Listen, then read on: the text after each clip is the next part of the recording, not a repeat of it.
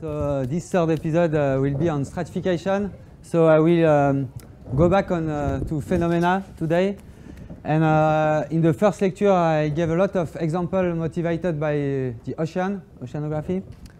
Also, the atmosphere is also affected by rotation. But today, I will speak specifically to an example in the atmosphere.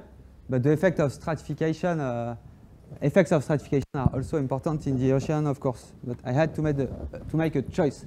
And more precisely, I will speak about a phenomenon that I find beautiful that takes place in the stratosphere. So this stratosphere is the layer of the atmosphere above the planes where they fly. So where we live is the troposphere, where the weather takes place. Typically, the huge clouds, like the one of this afternoon, they go very high, the cumulus, in storms very high in the troposphere. And they cannot go too high because then there is a very stable layer, which is called the stratosphere. And typically, it is higher at the length scale is 10 kilometers. So below 10 kilometers, you can find clouds, and above, almost no clouds, almost no water vapor. And this layer is rather stable with dense fluid below and light fluid air above. And so I will not speak about things that affect directly the weather, but a phenomenon taking place here. So a long time ago, people thought there were not much dynamics taking place here because the clouds are below, and this is what we see. But in fact, since the 50s, there have been regular observation of the winds at the equator. So from now on, I will speak about the dynamics around the equator. And now you know that motion is confined. There is a waveguide at the equator, but we will forget about the horizontal structure. Just remember that when I speak about something, it's happening at the equator, it's confined in the tropical region. I'm not speaking about the mid-latitudes. And so this plot, I think it's taken by different measurements, but a balloon that go up. And it's above Singapore, I think. So it's a long time series. And you see here on the axis in kilometers, this is the altitude. So it is 20 kilometers, just above, at the beginning of the stratosphere, and 230 kilometers. And in color, you see, blue must be, so let me get it right. Blue will be westward, and so toward the west, and red will be eastward. But it doesn't matter too much. Just keep in mind the order of magnitude. This is in kilometer per hour, 50 kilometers per hour. It's something like 30 meters per second. So it's strong winds. It's very high up in the atmosphere, but there are really strong winds. And imagine atmospheric scientists, after a few years seeing this, they were really amazed to see these oscillations that, okay, they were 5 cycles, but it already looked almost periodic. And so there was, so look at the time series here, you advance, and you take a given altitude, and you see you switch from east to west, from east to west. And there are few important facts. So the first one is that the period is not quite 2 years. It's more than 2 years. So it's not possible to just say it's astronomical forcing or it's related to the seasons. Or there must be something else. This is the first point. This is why it is called quasi-biennial. The period is not a multiple of a year. And the other thing is there is a given order of magnitude of those winds that we would like to explain. So we would like an explanation for the fact that there is something periodic happening, that the period is around these 26 months. And there is also the fact that the phase of the oscillation seems to go from the top to the bottom. And That's it from now. And so there was a strong, in the early 60s, there are many different explanations from atmospheric scientists trying to understand this. And a commonly accepted basic physical mechanism for it emerged at the end of the 60s by the work of Holton and Lindzen. And then a simpler explanation based on those ideas came at the end of the 70s. And it has become a textbook problem since then. And in textbook, it is said that this is the clearest example of a low-frequency phenomenon that emerged spontaneously in atmospherics and ocean science. So when I insist on this point, this is a low-frequency phenomenon to almost 2 years. It's markedly different from the waves I spoke about before, the Rossby wave or inertia gravity wave, Poincaré wave, which are really fast oscillations compared to those oscillations.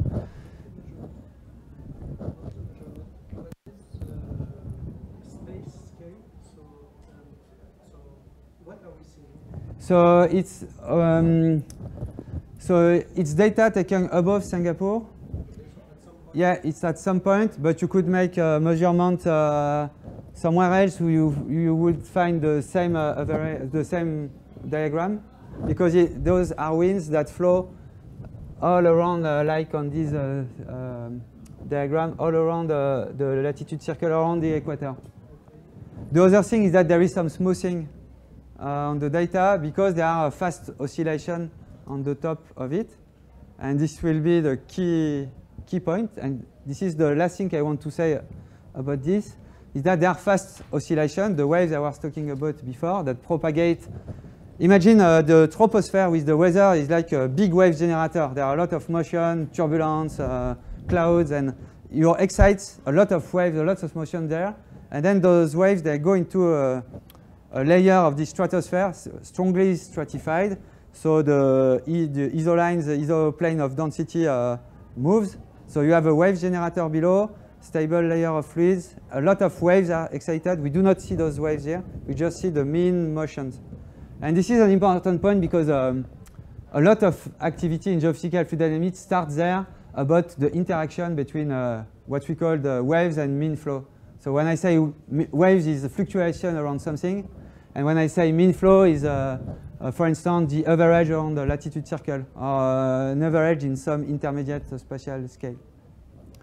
And it's a huge part of geophysical fluid dynamics, those waves mean flow interaction problem, which usually are approached with quasi-linear approach. In the sense, you linearize the dynamics around the mean flow, and you compute perturbations, and then you go back into the mean flow equation, assuming it evolves at much slower time scale. And this is one example. There are other examples of wave mean flow interactions problem taking place at mid-latitudes in the oceans. But I will just speak about this one today. And from a modeling perspective, it is a very interesting case where a climate model in the early 2000s were not able to reproduce this phenomenon. So it's a bit striking because it's a very low frequency phenomenon that describes large-scale patterns. The pattern is at the scale of the planet. So you do not need a fine resolution to get the pattern. But to get the forcing of this pattern, you need to take into account very fast motion that takes place at a very small scale. So it's really an example where you need to take into account the effect of small spatial scale and temporal scales to describe the dynamics of large spatial scale and slow temporal scale. And nowadays they have parametrization for the effect of waves in climate model to reproduce this effect. And the idea of those parametrization are somewhat related to what I will speak about today.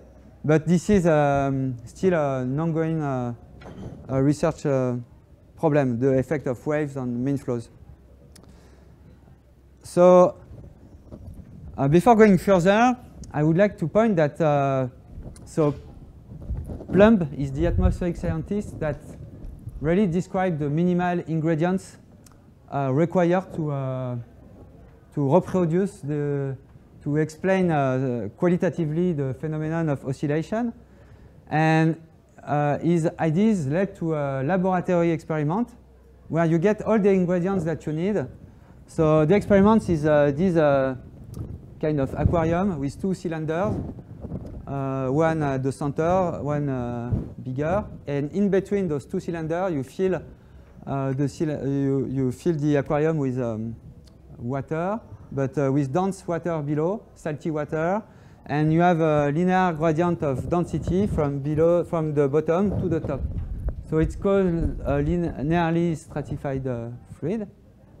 So the stratification is in density, and those small polystyrene are just for observation. You will see the motion thanks to those small particles that have the same density as the surrounding.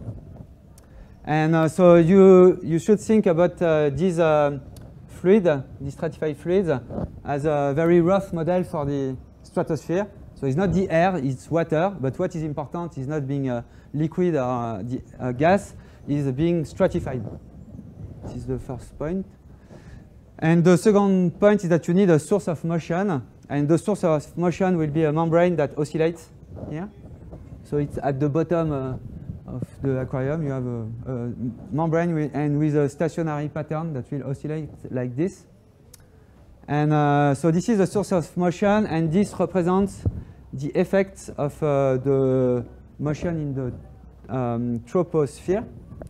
And it's a very deterministic, simple forcing, and completely different from the stochastic complex forcing of the troposphere, but it's a minimal model. And so let's see what happens. So in the first case, we have low frequency oscillations. There is not much things that happens. You see small oscillations of the particle.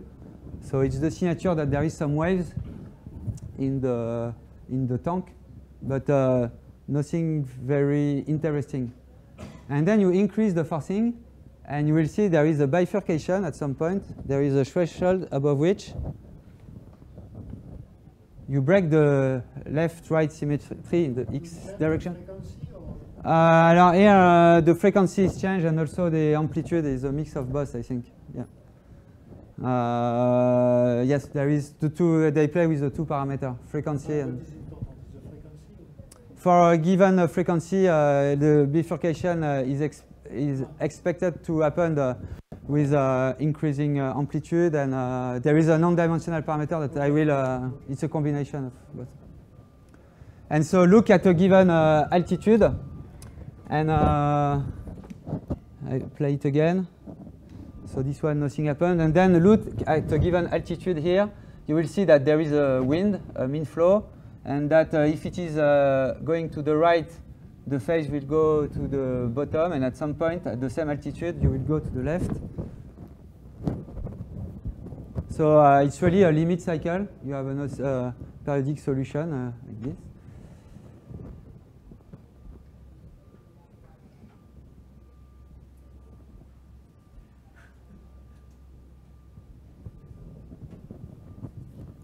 And apparently the experiment is very difficult to control, because here you see a few reversals, but probably they did not observe more reversals than this. Because after some point you mix the stratification. Here in the atmosphere you relax the stratification toward an equilibrium. There is not shared process, and the experiment was carefully reproduced by physicists in Paris, Semin, Petrelis, and Fauve a few years ago. Sorry?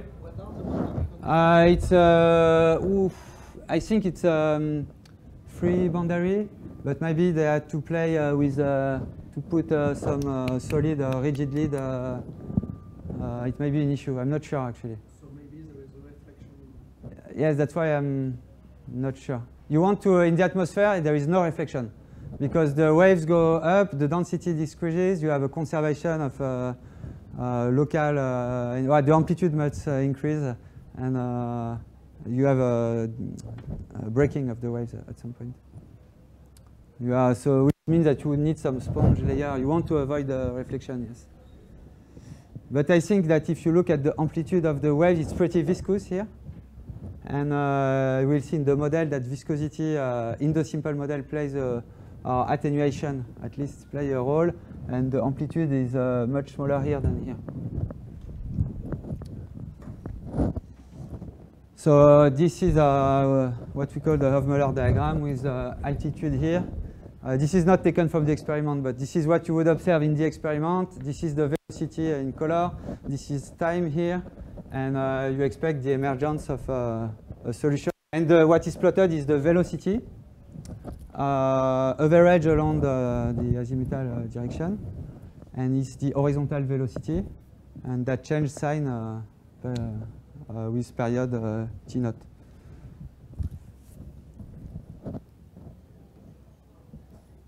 So let's go back to the atmosphere. So here it's not the stratosphere, it's the troposphere. It's pretty low above us. But it's just, so in the troposphere also there are waves that are called internal waves. So they are called internal gravity waves. It's like surface waves in some sense, because the force that allows the restoring force is gravity. But they are internal because they occur between different layers of fluids. And also they propagate in the 3 dimensions. They are not at an interface between two homogeneous layers. But in that particular case, you can visualize the waves thanks to the clouds. So you can have those waves without clouds, but in this case, so look at the time here, because it gives a sense of the typical time scale for those waves. And you see that they are pretty high frequency. The period is 10 minutes, maybe 20 minutes.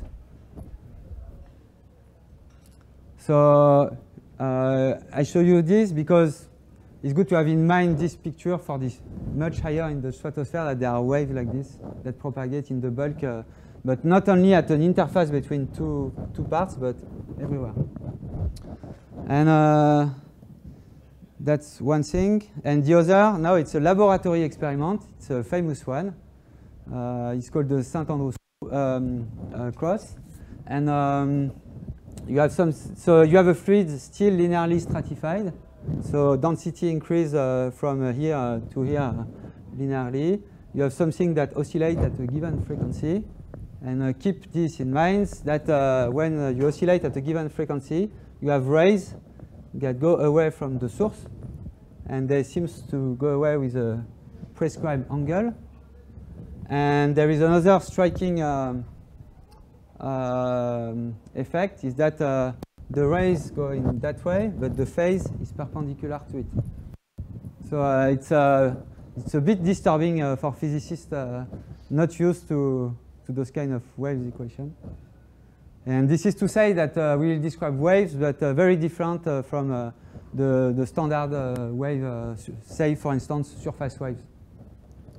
So the physical restoring force is the same, is gravity, but the fact that we go from surface waves at the interface between two fluids to 3-dimensional waves in the bulk change completely the dispersion relation and the properties of those waves. So that's it. And the last thing is that I just wanted to mention why atmospheric scientists, there is a strong revival of interest. So people thought it was a textbook problem.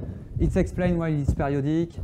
The thing is that over the last 20 years, there were observations on other planets of similar oscillation at the equator with less data point, but it seems that it could be less periodic. So the periodicity is no more 26 months, of course, it's something else. But this is a very robust phenomenon that doesn't take place only on Earth. And on Earth, there was some unexpected reversal recently, a few years ago. And so people started to think, is it really periodic? Could there be other regime, chaotic reversal, and so on? And the answer is still not very clear, actually. But at least atmospheric scientists went back to this problem to think about it.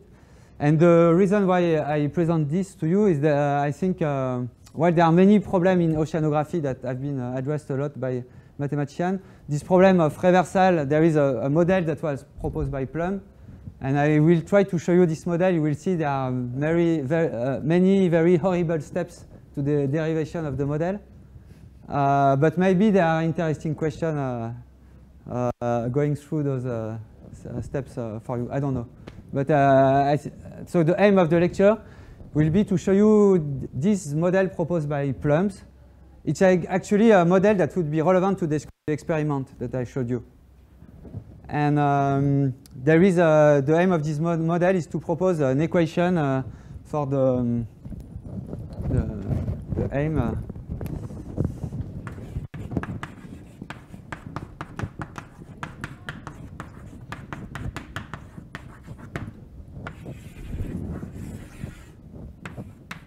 We would like an equation for capital U that would be the mean flow around the equator as a function of z, the altitude, and time.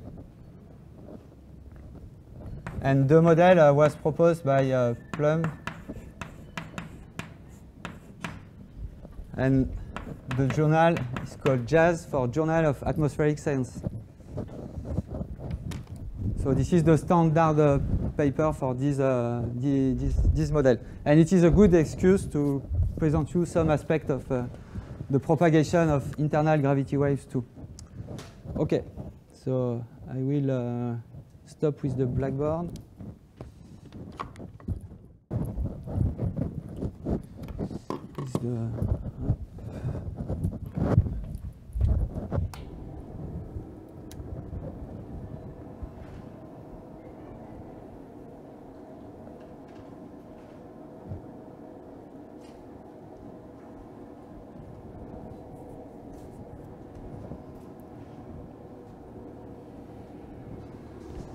So to start, I would like just to give you a very qualitative presentation on the quantity that is key in this problem, which is called the buoyancy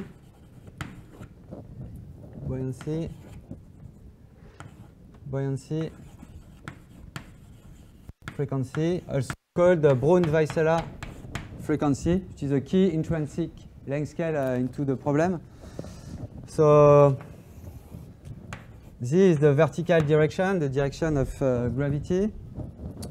And we are looking at the density rho that varies linearly like this. And we consider a fluid particle that we displace from its original position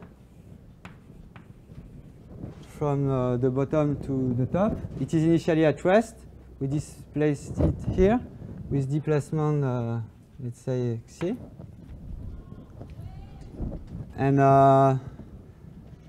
we would like to see the dynamics of this fluid particle. So qualitatively, what you expect when it is there, it is heavier than the environment. So there is a gravity force and Archimedes buoyancy force that will drive back the fluid particle to the bottom, and the particle will bounce around its rest state. This is the oscillations. And so we have just that the mass of the fluid particle, so I call it xi, 2 times is so the white minus g is gravity, times the density, the initial density of fluid particle is rho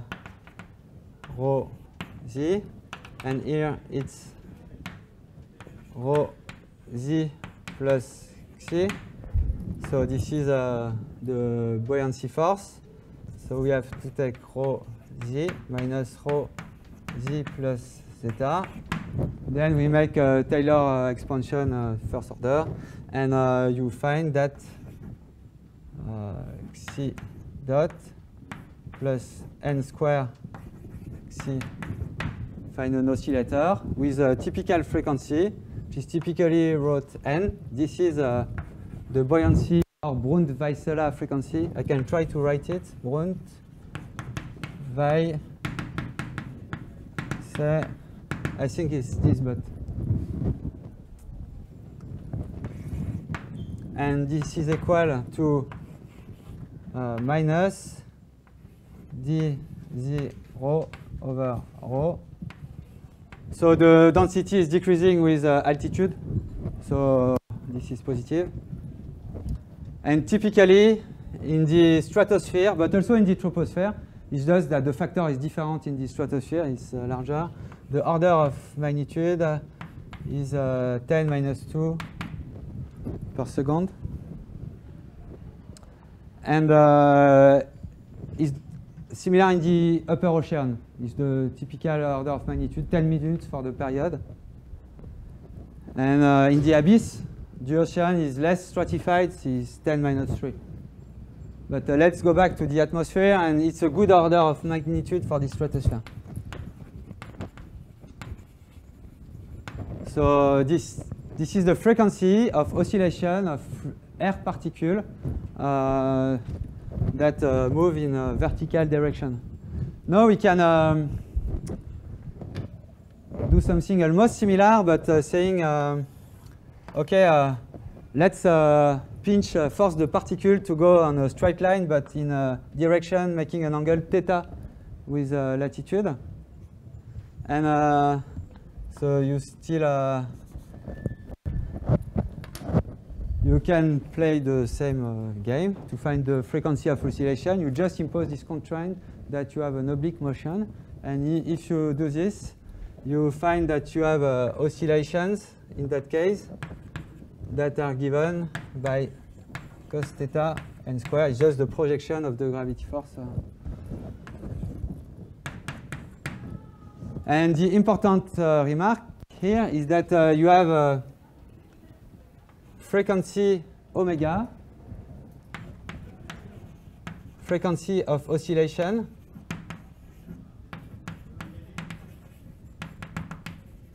in this simple model of a particle oscillating that varies between n and 0. And just keep this in mind for qualitative interpretation of the waves, is that when you have a frequency close to n, the buoyancy frequency, it means you have fluid particle that oscillates vertically. And this is a cutoff frequency. You cannot have oscillation at larger frequency. And then if you go to smaller frequency of oscillation, the smaller the frequency, the more horizontal you are. Theta is close to pi over 2. So at very low frequency, you have almost horizontal motion for the fluid particle. And at frequency close to n, fast oscillation, vertical motion. So now the equation, so it was just a particle argument to have a feeling of the dynamics in those stratified fluids and the typical time scale. Not that there are no intrinsic length scale so far. We could extract from this problem a time scale, not a length scale. And to see it more precisely, let's write the simplest flow model that can be used to reproduce to describe those waves. This flow model is called Boussinesq, the Boussinesq flow model. So by Boussinesq, I mean that this model is derived in a limit where the variation of density over a reference density are small. So there are other Boussinesq flow models, for instance, for shallow water flow, but this is not this one. Boussinesq, I mean this approximation has been done, that which in the atmosphere is very bad, but we will still do it to simplify the equation, but which is good in the ocean. The ocean, you have a mean reference density, and the fluctuation of density around this mean value are tiny. And same in the experiment. Your fluid is water, is the density of water, and you have small variation of density by putting more or less salt from the bottom to the top. So I will write the equation. So I apologize for the notation that will be different than in the first two lectures. I go back to geophysics notation. So it's in a vertical plane. So the vertical plane will be x, z. Z is the vertical direction, x the horizontal direction. And to have in mind the application to the atmosphere, x will be the coordinates along the equator. And the velocity then is two-dimensional and will be denoted with the two components u, v. So u is the horizontal component and w,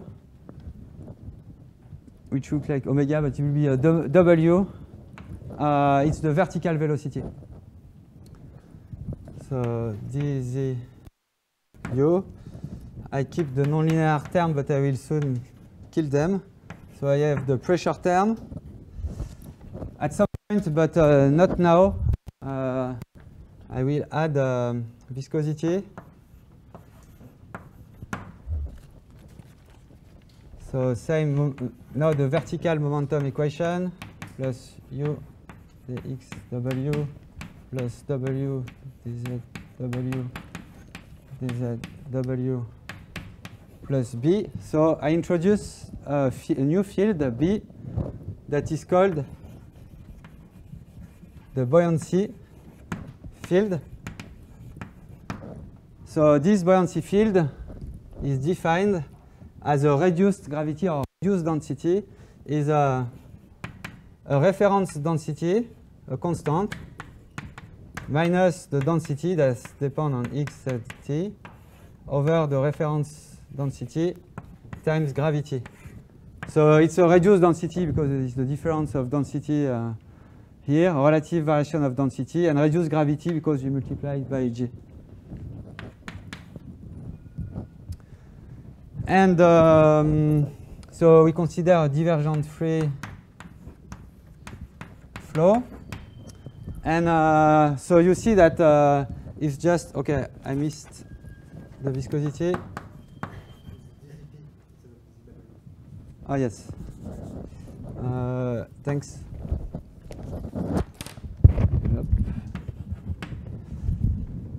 And you see there is this new term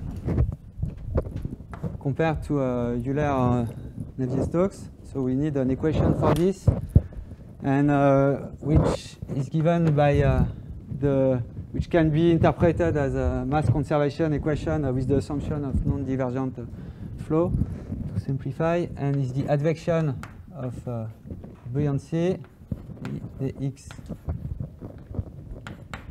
plus w dz b.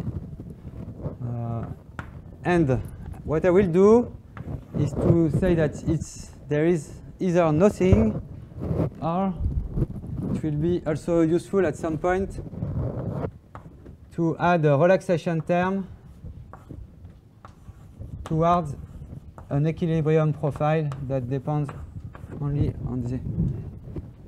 So this is physical in the sense that in the atmosphere they have process like radiative equilibrium that sets on a given time scale related to 1 over gamma, it's 1 over time, that sets the value of the density profile in the atmosphere. And this is a rough model to say that we want that the buoyancy relax toward this equilibrium profile.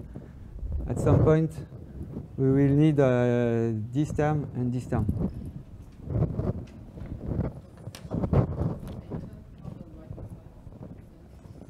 Here?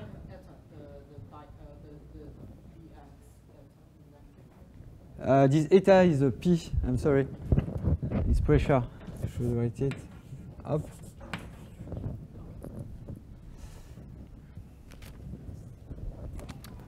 So really what it is let's forget about dissipation. It's a Euler equation coupled with a third field appearing in the momentum equation.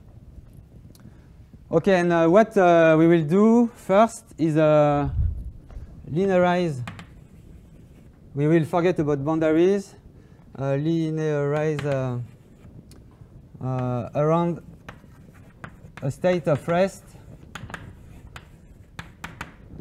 and a state of rest stably stratified. So we'll consider B equilibrium equal Z times n square, and n is assumed constant. So this is a huge simplification because in the atmosphere it's not constant at all, but it's just to simplify life.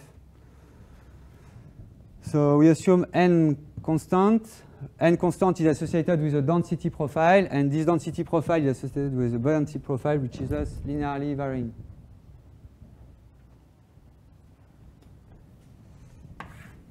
Okay. So we do this, and so we kill this term, this term, this term. And here we replace this equation by dTB plus n square W equals 0. We put a prime to say that I look at perturbation. I have no more nonlinear term. And I forget all the color terms. So it's I linearize the dynamics just. And when you do this, you have a non-divergent velocity field. You can express the velocity field in terms of a stream function. So you write uw minus dz psi dx psi, and you find that psi satisfies this wave equation.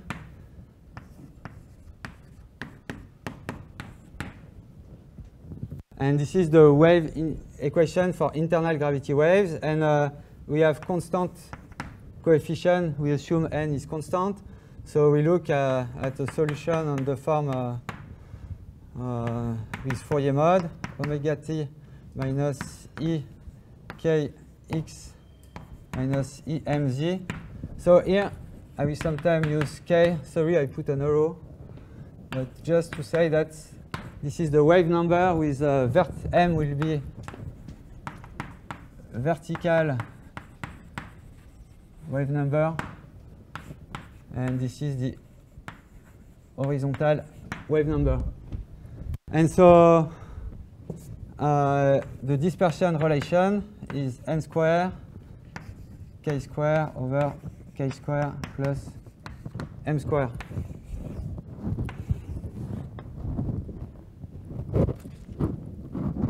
So you can also write this dispersion relation as n square cos theta square. Now, theta is the angle. Remember the figure with the rays that when the Saint-Andrew cross, the rays that went away from the oscillating body. There was a given angle of the rays with the, so there was something oscillating here,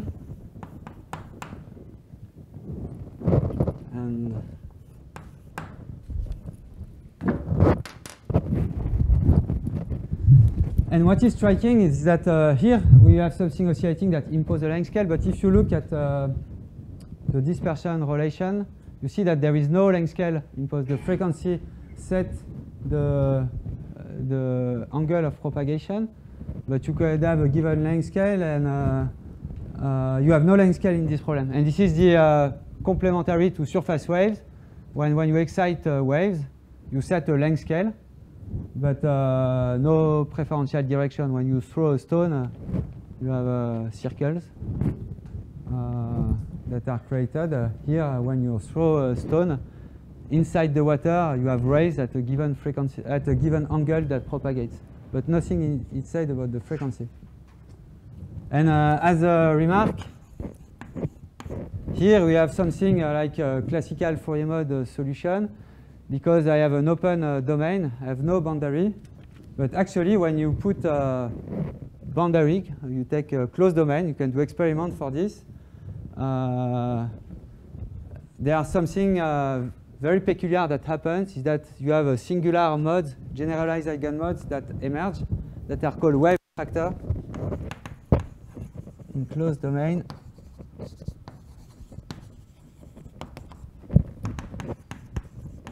Wave attractors. So they were discovered in oceanographic context by Leo Mas in the 50s, and independently in the astrophysics context by Michel Riotor around the same time. And there has been recently mathematical description of those wave attractors by Colin Verdière,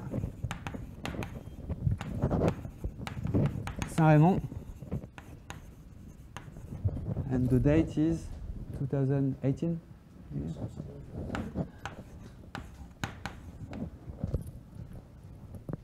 So I will only go back one time about those wave attractors later on, but for the atmospheric case, we have a kind of an open system because let's say it's infinite in the vertical direction. But those kind of solutions in closed domain are really important for the propagation of waves in the ocean when you are a bottom, a rigid, almost rigidly, then boundaries. And those singular solutions are a way to concentrate the energy locally, which is interesting for oceanographers as a source of mixing in the ocean. So I would like just to spend some time to describe some very basic feature on the kinematic of those waves, because it will be useful later. First, I would like to notice that those are transverse waves. The explanation is simple, is that you have a non-divergent fluid. So if you take Fourier transform, so U at, I write U at because U W at is the Fourier amplitude, and you have U at dot K equals 0 is the non-divergence condition. So U is perpendicular to the phase. So let's draw a phase line for a plane wave. It look like this. Negative, negative. So those phase lines, those that you saw, there was this oscillating body in the movie, and you saw alternance of dark and bright regions. And what is the corresponding velocity field? Well, look at the wave number. It's the gradient of the phase. So it is in that direction. Okay? Meaning that the velocity is perpendicular. So the velocity looks like this.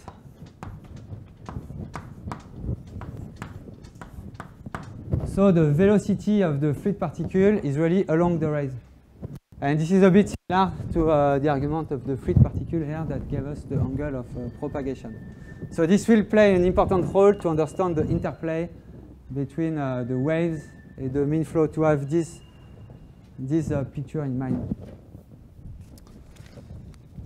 And here the angle of propagation is theta. The other thing that you can check easily with this dispersion relation is that the group velocity defined as so the variation of frequency with the wave number is perpendicular to the phase velocity with the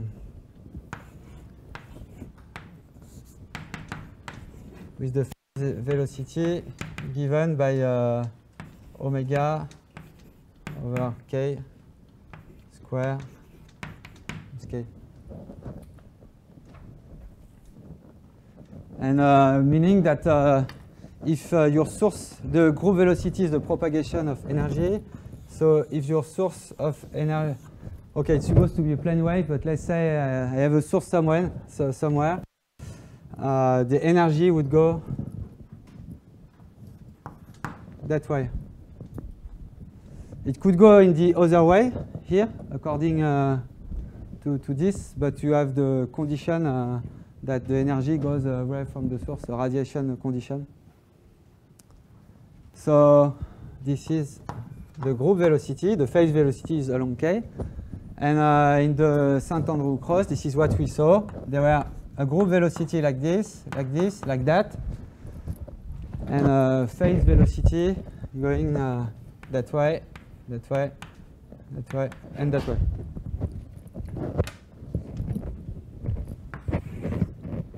So this is the plane wave case. And now I would like to do something only slightly different, is to linearize around a mean flow, but a very simple one, a mean flow u naught 0, and which is just constant.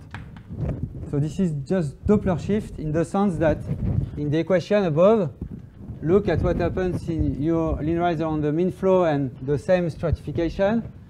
It's just that you will replace dt by dt plus u dx, which means that the dispersion relation will just be omega equal k times u0 in Fourier plus or minus n k square over k square square.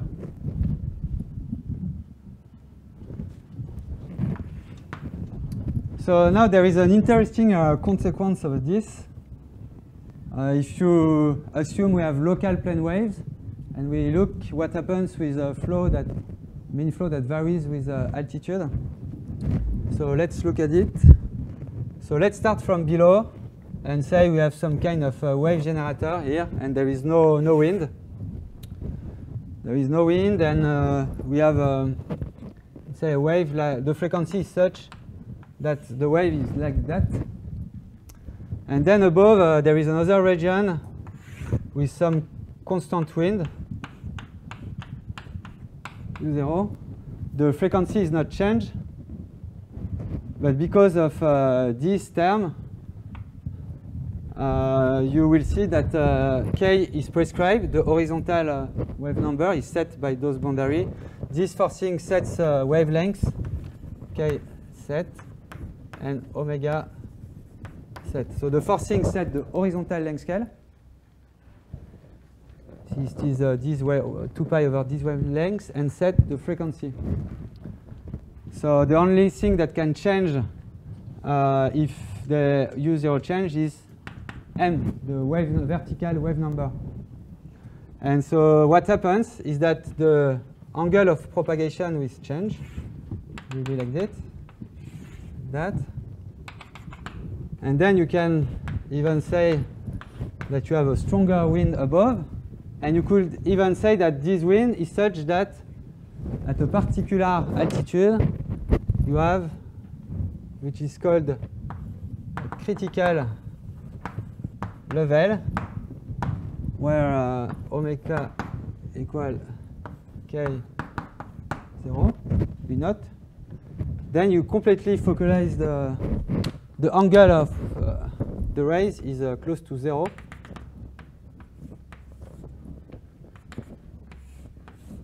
And you have something singular that happens here, which is a bit similar to the attractor described here, because you have a mechanism which is purely linear. You start with large scale. As you go up, you have wind, and the change from no wind to a wind is a shear, and this shear creates small scales. So in some sense, you have a linear mechanism to create small scale from the bottom to the top, and the waves that are generated here, if they propagate, they will give all their energy or momentum, as we will see, at this critical level. They cannot go up. So this is qualitatively very important. So the key point is that when there is a mean flow, there is the possibility to, there is a focalization of the energy. And of course, I could have taken the opposite situation with a ray going initially in the same direction, but a wind going in the other direction. And then you have defocalization. of the energy. So this is important because it means that if the rays have a phase that are inclined in the same direction as the mean flow, they can be focalized at the critical level. And while if their phase line is in the opposite direction, there will be defocalization. So this is also this will also be an important physical ingredient of the model. So let me be slightly more specific about this boundary here. As I told you, what I have in mind is the model for the experiment that you saw, where the boundary forcing is a membrane.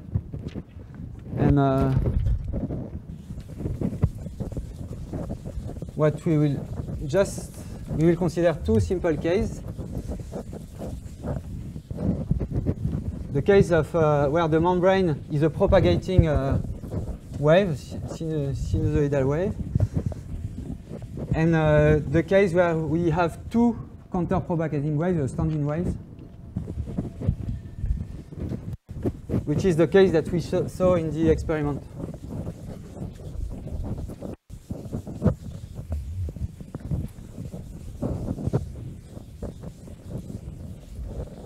So this is where I will start to do horrible thing, because I will first present you the, okay, from now on I will add dissipative term. Yeah, I discussed a solution without viscosity and without this term, this relaxation term involving gamma. And now I will keep viscosity at some point for the mean flow, but not for the waves. I will compute the waves throwing away viscosity, and keeping only the relaxation term. The physical argument is that the decay of the waves is governed by the relaxation, this relaxation toward the radiative profile. This is, I think, a good approximation, but which is bad is that we neglect the possibility of boundary layers at the bottom. So this is already a first sketchy step. And okay, let's start with this. So the forcing, all the forcing of the energy will happen at the lower boundary.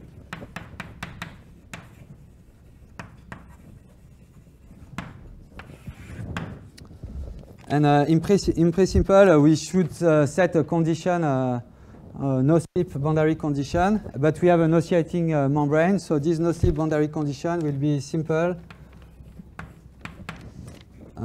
U at Z equal HB. HB will be the boundary, is dt HB time. So easy is so the boundary. Let me draw a system is like this. This is the Z direction, and this is HB that depend on X and T. And we will consider a periodic domain in the X direction. So it's not very periodic, this. And infinite in the Z direction. And at infinity, we will take dZu equal 0. This is the no forcing condition and no vertical velocity at Z. But at infinity is not very important. We just want no motion at the infinity, and because there will be a dissipation effect, everything will be dumped anyway. But okay, this is the condition in the case where we take all into account, viscosity and relaxation, the term gamma of relaxation toward radiative equilibrium. And we consider two simple cases. One case where HB is H0 cos omega t minus kx. So this is what I drew before, just a propagating ondulation of the membrane. And the second case, HB will be the same, plus H0, the other one, omega t plus kx.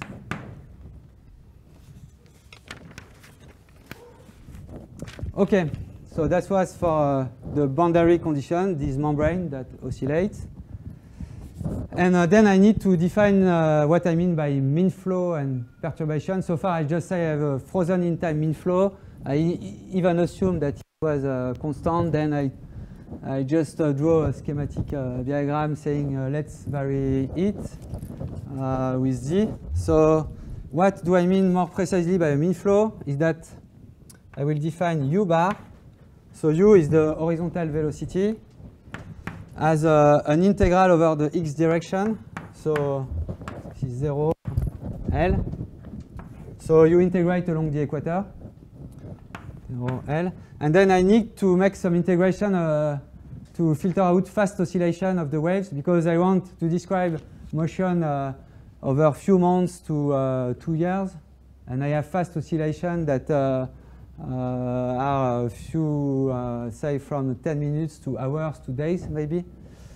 And so I want to integrate over an intermediate time. So this is dx times 1 over t 0 dt to filter out those fast oscillations. And this is what is done actually to plot the diagram that you saw at the beginning with this oscillation, this filtering. And so this is dt, u depend on x, z, and t plus tau. So this is what I will call a mean flow. And this is a function of z and t. And the perturbation, the waves, will be just a fluctuation around this mean flow. And so now what we are looking for is a model for this. And we can start, first, we can start from the Boussinesq equation that I should not have erased. Use the non-divergence boundary condition, dxu plus dzw equals 0. And if we use the boundary condition that there is a vertical velocity must be 0 at the infinity, we find that there is no mean vertical motion. And then we take the horizontal momentum equation. So I will write it in this form. I use the fact that this is non-divergent plus dz uw it's equal to minus dxp. And I keep viscosity, Laplacian u. And I want to take the average of this. And if you do that, this term will disappear. Relative in x. We'll have the average of this that can go inside. This will disappear, and this will become nu dz q. So finally, what we have with this average is that dtu minus nu dz u is equal to minus dz u prime w prime. So now I decompose this in u plus u prime, and the bar is bar, and bar u prime is 0. And now we have this equation for the mean flow. So at this stage, we do not know much about the problem because we need to close this term. And the whole point of the model is to find an expression for this, what is called the Reynolds stress.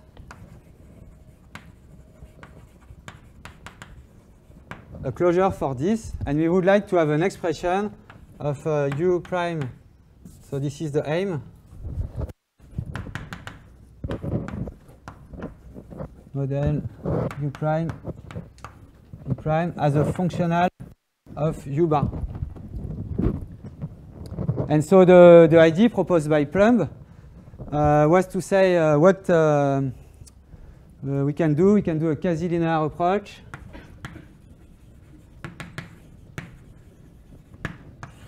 And so here there are really many steps.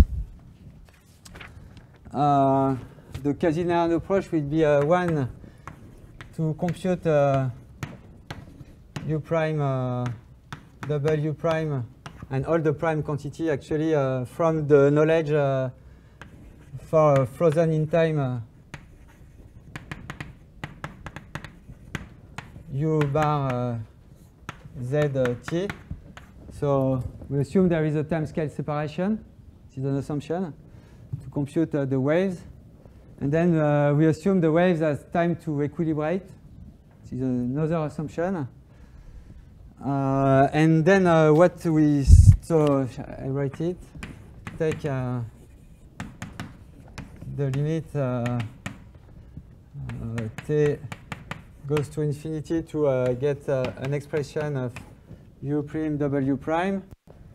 And to get a simple expression, we use a WKB approach, which is another approximation.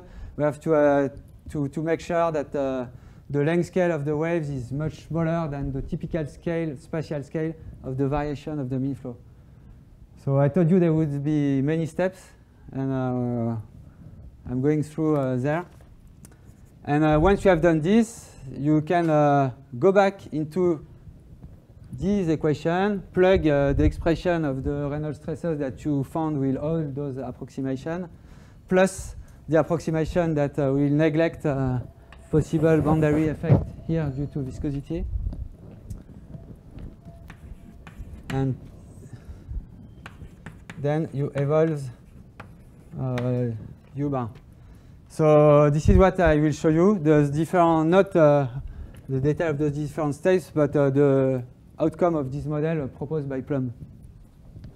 Before this, I would like just to keep track of the parameters of the problem and to show you what are the non-dimensional numbers, because there are 4 of them. And we will take, we will have 3 small parameters. So we will send those parameters to 0, and then we must make sure how they go to 0. Well, what's the order of the limit? And it's probably a question for you. And at the end, there will remain 1 parameter. So we have tried to list them and to see what should be the scaling between all of them. I will not present this now, but I can give you a reference. So the parameters. So there was, we set a frequency, a wavelength, an amplitude of topography, a buoyancy frequency, and we have the relaxation parameter, gamma. So if we look at non-dimensional number, we'll have omega over n. So this is set by the membrane oscillation. This is set by the stratification that you impose to your density profile in the fluids. This is the first one. A second one is gamma. The relaxation frequency is the relaxation of the buoyancy toward the equilibrium state. It was, I will write it again just to be sure that you remember what is this parameter. We had dB, the buoyancy, plus u dxv plus w dzv is equal to minus gamma b minus b ec, and in this particular case, b equilibrium is z n square. So this is a relaxation term towards the equilibrium. This is a kind of linear damping for the waves, and we compare this to the frequency. This is the second non-dimensional parameter, and there is a third one.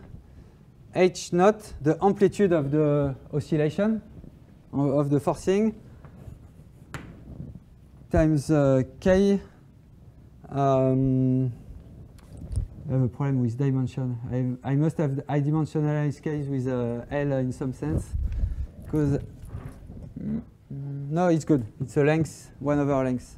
So that's another non-dimensional. It's the slope of the forcing. H0 is the amplitude, K is the wavelength. So it's amplitude over wavelength. So we will take the limit of a small slope, small amplitude of the waves, to guarantee that we have waves, actually. So we want to avoid the nonlinear effect, interaction between waves. We take the limit of the frequency being large with respect to the dissipation term. And we will see a posteriori that this corresponds to a limit of a very large Richardson number that compares the frequency to the shear. So it means that we are in a very stable configuration that avoids instability, such as Kelvin-Helmholtz instability. It means strongly stratified limit. It's not very clear from here, but we'll see afterward. And this limit will be taken to 0, omega over n, meaning that we take the limit of low frequency. Of course, not too low, because the frequency should remain larger than the frequency of the quasi-biennial oscillation. So we take this limit to 0. And physically, what it means, taking omega to 0 in the dispersion relation means that m, the vertical wave number, is much larger than the horizontal wave number. So it's a bit like a shallow water limit. And in this limit, so this limit is like shallow water limit. And in this limit, at leading order, you have hydrostatic balance.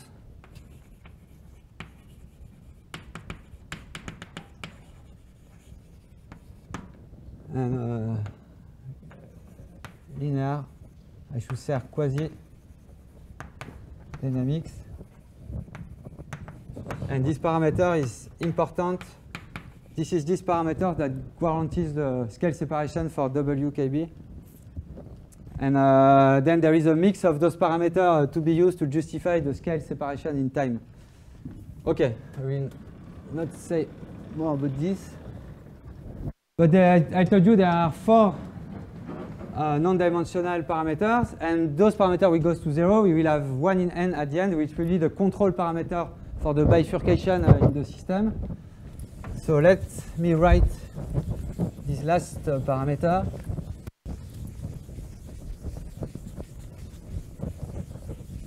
Which is the key parameter of the problem. I need this one. The last parameter, I call it Reynolds, just because it will be in 1 over the viscosity. And then it's a bit more complicated, but it's H naught square times omega square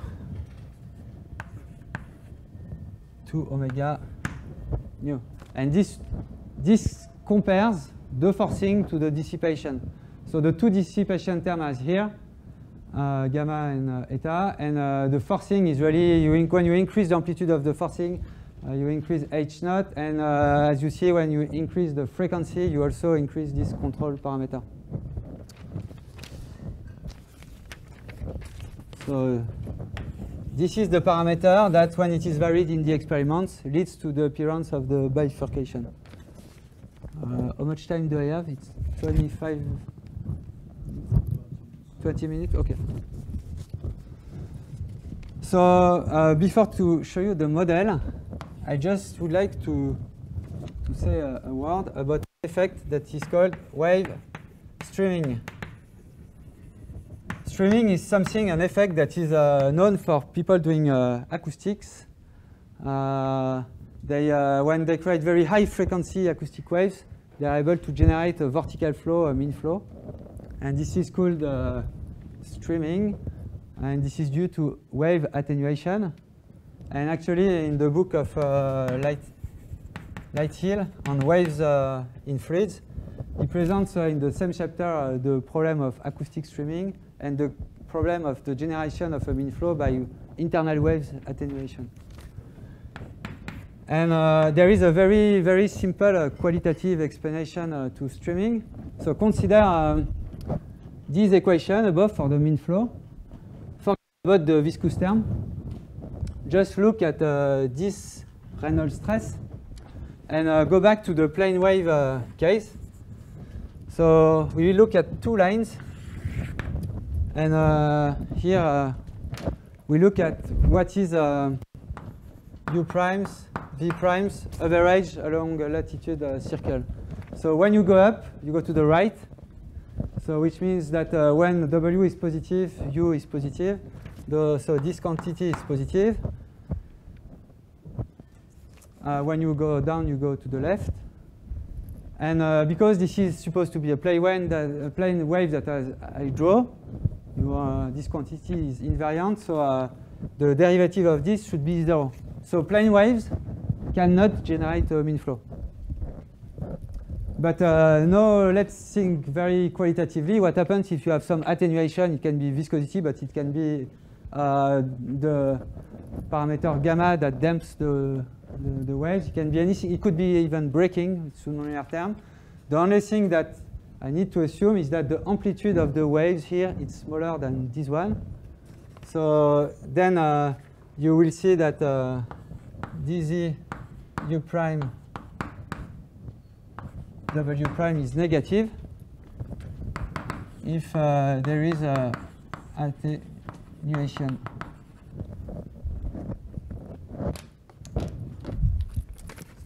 If this is negative, minus this term will be positive. So if there is wave attenuation, the amplitude of the waves here is larger here than above, but the structure is the same. What you expect is that you accelerate the mean flow.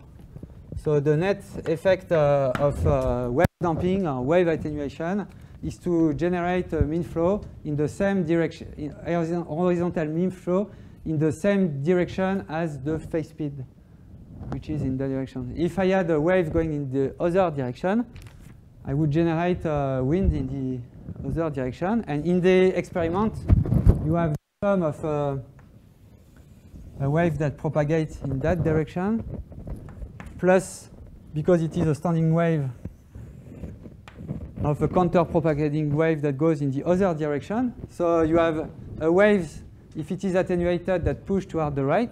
If you do the experiment with the membrane with a single wave, you will generate a wind in the same, at large time, there will be something rotating along the cylinder in a single direction. But now if you have the standing wave, you have a competition between one wave that push toward the right, another wave that push toward the left.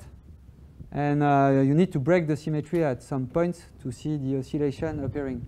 But the basic so the model of Plum, this is what it describes.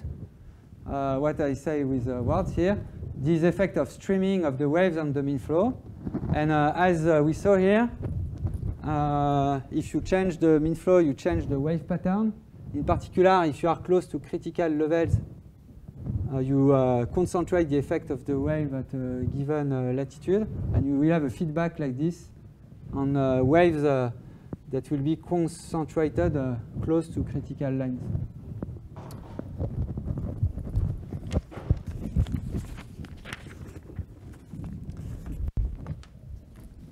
So I will just directly give you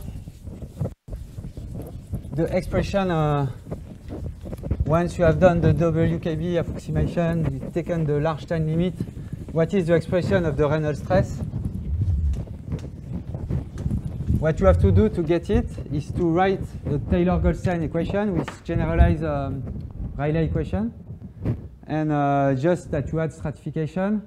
It's not difficult to add the damping term gamma because it's a switch with an imaginary coefficient with respect to the frequency.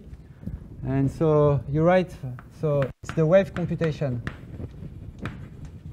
So it is the first step here of the process. And what you need to write is Taylor-Goldstein equation, which is Rayleigh plus n. Well, usually gamma is not part of the Taylor-Goldstein equation, but we add the term. And then you take the limit gamma over omega that tends to 0 in it. And once you have done this, you compute u prime w prime which is equal to the value of the flux at 0 at the bottom. So I consider here, I give you the expression for a single wave hb equal h0 cos omega t minus kx. And then you have an attenuation coefficient. So it's 1 over lambda. I will tell you what is this length scale lambda. You integrate from 0 to z, dz prime 1 minus u bar over c. So c is the horizontal phase speed, is omega over k.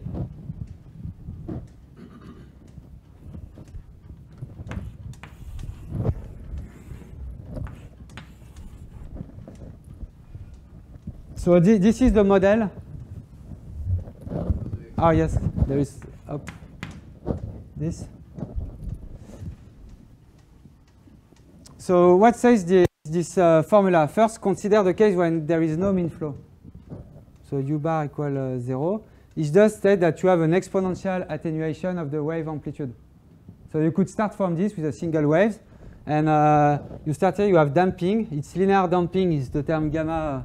So this is where I have thrown out. You could add viscosity, a term due to viscosity for the attenuation, and assume that the length scale of attenuation of viscosity is smaller, with again the problem of the boundary layer. But here I consider also only attenuation to the small gamma parameter, which appear to this length scale, a typical vertical length scale, which is omega square divided by n gamma. So the larger is gamma, the smaller is the attenuation length scale. So you drive back rapidly your system, you dissipate rapidly your system, you go back to the equilibrium states with n equal constant, nk. So if you start from this state, you will have wave streaming, but then u will increase. But if u increase, you have this phenomenon that the vertical wavelength will diminish. So m, the vertical wave number, with increases as you approach a value where u is larger. And the effect is to decrease the attenuation length scale.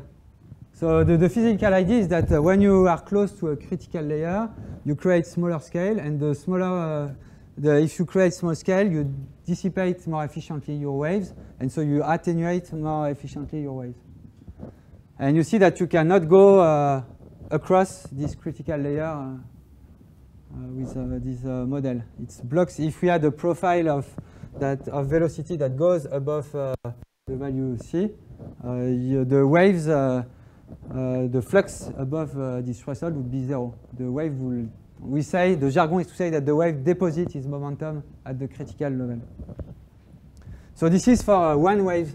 And then we come to the model proposed by Plum. So we will consider this case plus the flux products, the momentum flux at the bottom produced by the other waves. You need to check that there is no cross flux. You have two sinusoidal waves, and the term there are no cross correlation terms between those two terms, but they cancel each other. And if you do that, you find, so I will just write capital U is equal to U over C. So C is the typical velocity of the system. I told you at the beginning, we would like to know what is the velocity of the wind that oscillates in the atmosphere, 30 meters per second. In this simple model, in the experiment, this typical velocity is the phase speed of the waves that you import. Is omega, the frequency of the waves, divided by k, the horizontal wave number. So this is the typical velocity of the system. I would like to introduce capital Z is small z over lambda. Lambda is the typical length scale of the problem, is the attenuation length scale that we found here due to damping. And typical time. So this typical time is C times lambda. I rescale time U prime W prime So this term, you can express it in terms of H0. You have the expression somewhere. It's equal to 1 over 2 H0 square omega n. So when you increase the amplitude of the forcing, you increase the flux of moment at the bottom times T. And now I write the dynamical system proposed by Plumb. It's D. We'll start here. dTu minus 1 over Reynolds dz u is equal to minus the flux, the derivative of the flux, and the flux are the integral from 0 to z 1 minus u, and the symmetric term minus that push in the other direction, so there is a minus d, so it's up to z prime, and it's d z prime from the bottom to z 1 plus u.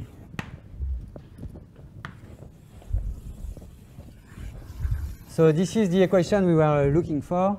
Plumbs were proposed. So this is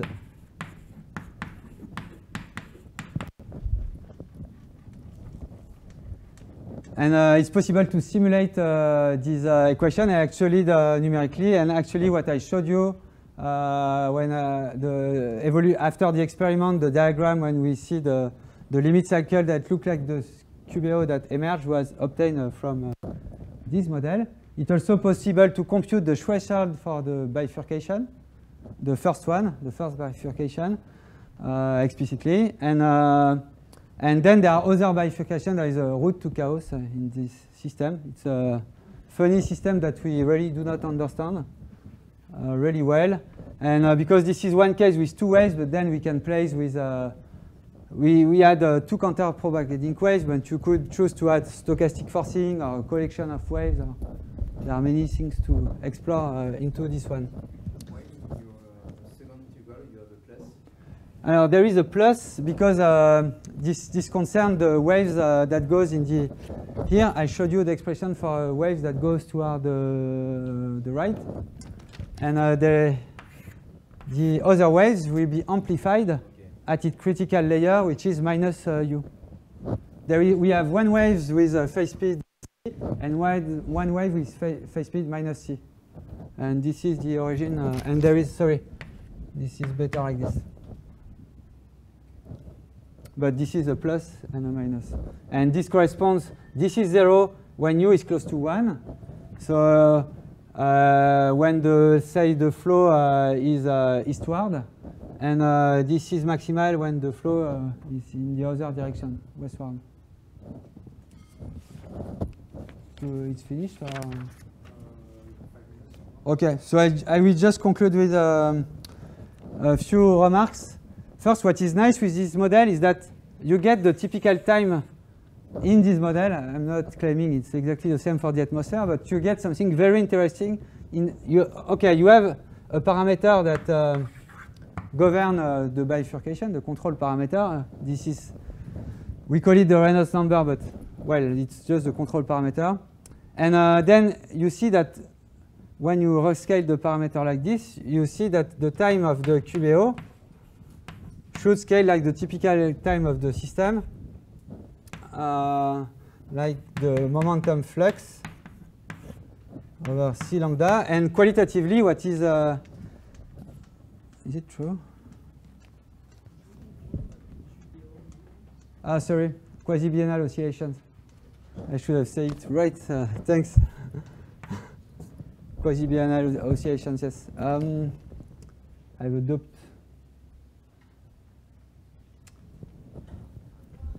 Is it a time?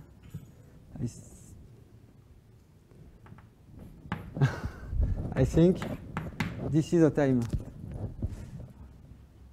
Let me check. No.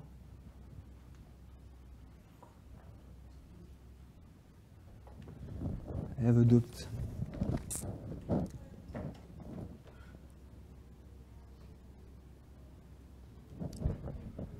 think it's a -1 because I want the QBO to decrease. Okay, now we need to check this in my note. I have no time to check this, but I think it's a -1 because I expect the period to be smaller as the wave amplitude is larger. Yeah. So it gives something very qualitative that if you increase the convection at the equator, the motion, so increase the forcing, you expect with this model that the period of the QBO should be smaller.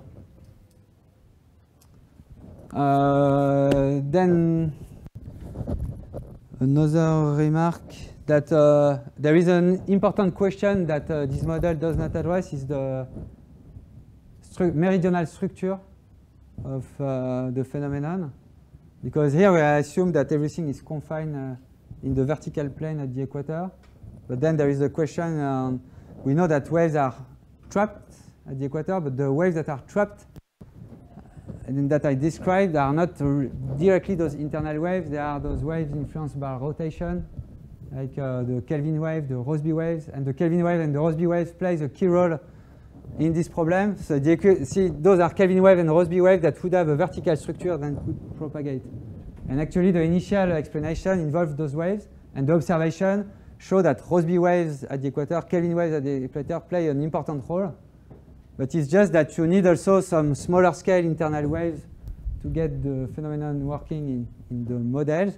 And in an experiment, you can even reproduce qualitatively the phenomenon just for those waves.